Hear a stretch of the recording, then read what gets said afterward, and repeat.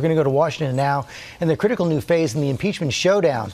The House Judiciary Committee begins the process of writing articles of impeachment against President Trump this morning with a public hearing where congressional lawyers for both sides will lay out their closing arguments.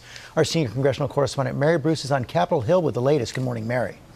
Good morning, George. Well, this hearing room today will feel a bit more like a high-stakes courtroom as lawyers for both parties present their evidence for and against impeachment. Democrats spent the weekend hunkered down here at the Capitol, a lot of long hours and pizza as they prepare for this next crucial phase. Today could be their last best opportunity to convince the American public before introducing articles of impeachment. And today they will argue that their evidence is rock solid, that the president abused his office for his own personal political gain, while Republicans will argue the opposite. They say there is no direct evidence that the president was seeking an advantage in the 2020 election, and they will likely continue to rail against this process, which they have said is unfair, even though the president is declining to mount an offense, refusing to send anyone to represent him here at today's hearing, George. And Mary, the Democrats have not finalized those articles of impeachment. They're still debating whether and how to include information from Robert Mueller's report.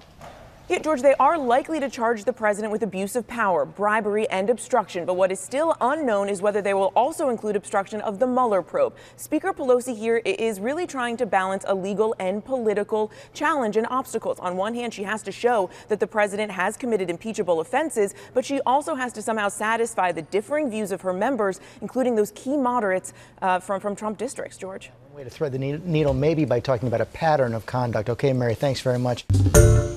Hi, everyone. George Stephanopoulos here. Thanks for checking out the ABC News YouTube channel. If you'd like to get more videos, show highlights, and watch live event coverage, click on the right over here to subscribe to our channel. And don't forget to download the ABC News app for breaking news alerts. Thanks for watching.